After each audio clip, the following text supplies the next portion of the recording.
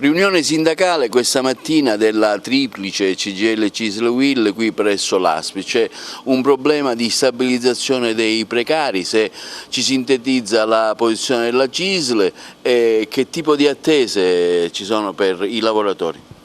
Abbiamo chiesto la stabilizzazione di tutto il personale a tempo determinato, finalmente anche nelle ASP, e abbiamo richiesto una stabilizzazione di tutti i lavoratori secondo il fabbisogno del personale. Ovviamente ora non parliamo più di dotazione organica ma di fabbisogno del personale, cioè di tutto il personale che in questi anni è stato correttamente utilizzato da questa azienda, e chiediamo che venga stabilizzato ciascuno nella propria qualifica di appartenenza, quindi ciascuno se sono di categoria D per la categoria D o di categoria C ovviamente per la C, e ovviamente anche con le 36 ore, quindi una stabilizzazione che rispetti il lavoro che è stato effettuato in questi anni dai lavoratori. Ovviamente questa è l'ultima tranche di operazione che nella provincia di Agrigento ci aspetta come per quanto riguarda l'assessorato regionale alla sanità. Tutto il resto del lavoro da fare è ancora sui comuni e soprattutto nelle ex province e per i comuni in dissesto. Qual è il problema che evidenziate oggi in questa assemblea?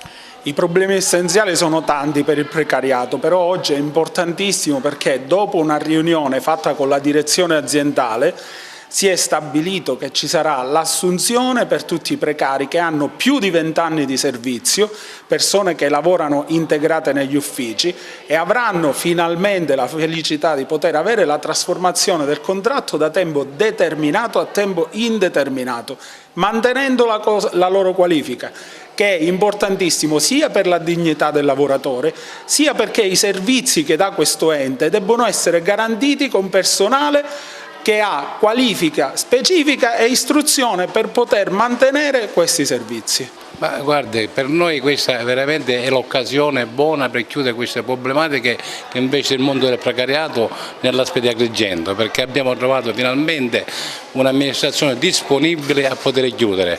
Disponibile significa che tutto il personale dipendente nel mondo del precariato sarà stabilizzato a 36 ore nella qualifica rivestita. Quando parlo di qualifica rivestita parlo della categoria D e della categoria C, perché non ci saranno stabilizzazioni in categoria B. Dunque noi andiamo incontro a queste persone che da tempo praticamente aspettano questa grazia del Signore che finalmente sta per arrivare. Ecco.